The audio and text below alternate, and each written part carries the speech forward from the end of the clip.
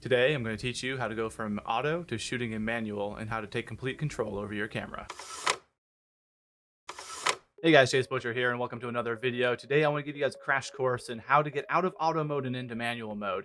And so now when you got your first camera, you probably shot everything in auto mode, indicated by a little A here on the dial on your camera. And what I want to do is get you to switch out of that and switch into the M mode or manual mode. Now, manual mode allows you to control a lot more functions in your camera and gives you a lot more creative ability. And that's where I want to have you guys end up after today's little crash course here. But the three things I want us to focus on today are going to be shutter speed, aperture, and ISO. Now, what exactly do all three of these items do? Well, first off, the shutter speed controls the mechanical shutter that is found on your camera. It actually moves out of the way in a fraction of a second to allow light to hit your camera sensor so that the image can actually be picked up. Now, the shutter speed is represented as a fraction, like something like 1 over 125 or 1 over 400, or all the way up to 1 over 8,000, which is a crazy fast. It's 1/8,000th of a second is how fast that shutter speed is moving.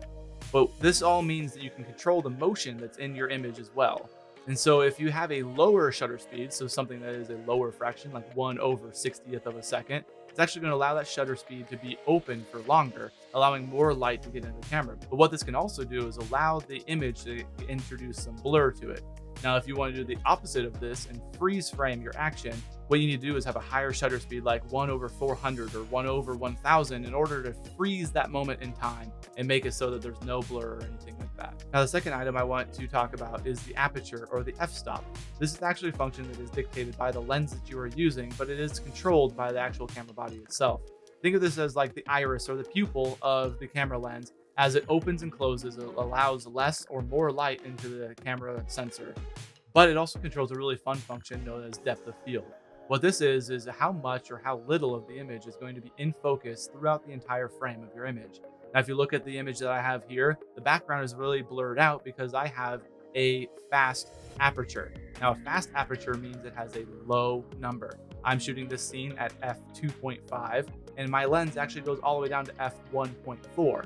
Now, if you want to have something that's going to be completely in focus, you need to increase the f-stop number, and your iris is actually going to get smaller. I know it's kind of counterintuitive, but the lower the number, the wider the aperture, the higher the number, the lower the aperture. If you're shooting a landscape or something where you want absolutely everything to be in focus, you want to shoot with a higher aperture or a higher f-stop and something like f7.1 or f8 or f10, and it'll actually allow your image to be more in focus. Now, the third item I want to talk about is something that is actually new to digital cameras, and it is the ISO or ISO.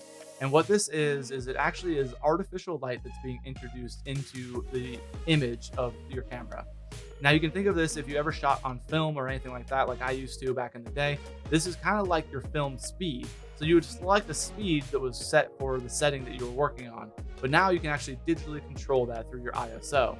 Now, you want to be careful with this because if you go too high with this number, you can actually introduce something called noise. And what that looks like is something like this. And it's going to have a really high pixely kind of grainy look to it, and it's not really appealing to the eye. Now, today's cameras are much more lenient in how far you can push your ISO, and I have actually shot scenes for weddings or portraits at up to ISO 8000 and been able to have a usable image for my clients still. But you may be wondering, how can I use all these things in manual mode? Well, what I want you to think about is something called the exposure triangle. What you're going to find on this triangle, you're going to have your shutter speed, your aperture, and your ISO on each point of that triangle. Now, you can't change one of these items without it affecting the other two or affecting your image, but you utilize all three of these in conjunction with each other to make sure that you have a properly exposed image. A way that I really like to think about the exposure triangle is by trying to keep one of my variables constant. So one of those points on the actual exposure triangle itself the same, and then changing the other two to gain a proper exposure. So say you're trying to shoot a portrait and you want to have a really blurred out background like this one, so a really shallow depth of field. So you want to keep your aperture as low as you possibly can while keeping your subject in focus. So that's going to be your constant variable when it comes to the exposure triangle. But say you take that picture and it just comes out being too bright. So there's too much light, it's overexposed, and the image is really white. So now you have to think about what you can do to change the exposure triangle to make that image become a properly exposed image. So if you think about the other two items, the shutter speed and the ISO, what one can you change? Now, the ISO is going to introduce more light to the scene, so we definitely don't want to do that. And remember, we want to try to keep that as low as possible, so like a value in the 100 or 200 region. So the only variable that we'll be able to change in this is going to be our shutter speed. And in order to make less light be in the scene, we need to make our shutter speed faster. So if you end up shooting this image at 1/125 of a second, is obviously too slow of a shutter for this scene. So what you need to do is increase your shutter speed to something like 1/400 or 1/500 in order to get your image to be properly exposed. So change the variable, take the picture, look at the results, and see what options you need to change, or if you need to change anything at all. But now there is one other item on your camera that you can use to make sure that you have a properly exposed image without having to take the picture and check the back of your camera to make sure you're right. And that's something that's called the light meter. Now, all these modern digital cameras are going to have a light meter, and it's going to be found right in the bottom of your viewfinder, right around this area, or actually on the LCD screen in the same region. And what it looks like are a bunch of dots across with an arrow pointing at one of them. Now, depending on the metering mode that you're using on your camera, it's going to dictate what that light meter looks like. Now, if you're looking at the light meter in the bottom of your camera and the little arrow is pointing at a dot that's off to the right in your viewfinder, that means your image is going to be overexposed. If it's too far to the left, it's going to tell you that it is underexposed and too dark. And so what your goal is to do is to change those variables in the exposure triangle to make that arrow fall right in the middle for a perfectly exposed image. Now, like I said, depending on the metering mode you're using, it's going to dictate where that light meter is getting its reading from. Now, all modern cameras today, no matter what brand you're using, are going to have 4 different metering modes available to you. Those 4 modes are going to be evaluative metering mode, partial metering mode, spot metering mode, and a center weighted average metering mode. Which metering mode you choose is going to depend on how much control you want to relinquish to your camera, how much you want it to make the decisions for you. Now, the first option is evaluative metering mode.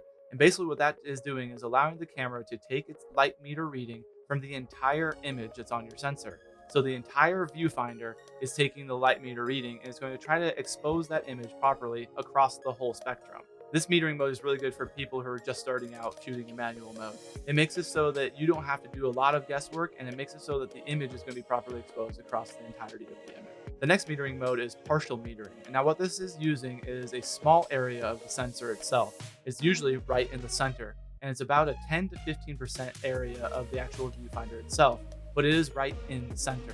Now, it is taking a reading from a lot less of the image and focusing right in the middle. And so this is really good for if you're trying to take a portrait of someone who is center weighted in your image, much like I am in the frame of this video. If you have a subject that's right in the middle, it's going to take it right from their face and it's going to make sure that their face is properly exposed for your image. Now, the third metering mode is my personal favorite, and it is spot metering. And so now what this is doing is taking a light meter reading from an even smaller area on your camera. And it's actually going to be following the focus point that you set in your camera. So wherever you move that focus point, wherever you want it to be, it's going to take the light metering right from that point. Now, as a portrait and wedding photographer, it is really key for me to make sure that people's eyes and faces are properly exposed. So when I set my focal point right on that person's eye, it's taking the metering mode right from that same exact location and making sure that that area of the face is going to be properly exposed for things like their eyes, their skin tone, and all the highlights and shadows that are on their face. Now, the third option is center weighted average metering mode. Now, what that is doing is it's a lot like the partial metering mode, but it's just taking the light meter reading from a much broader area. So it's still weighted in the center, but it's about 30 to 40% of the image rather than the 10 to 15% like it was with the partial metering mode. So this is going to give you a little more leniency in your center weighted average to expose for the image with a lot more of what is in the middle of your frame. So now that you guys know all about shutter speed, aperture, and ISO, all about metering modes and how to use the exposure triangle, as well as how to get your light meter reading, let's put it all together so you guys can be confident in shooting in manual mode. The first step you want to do is choose the metering mode that's going to best reflect the image that you're going to be shooting.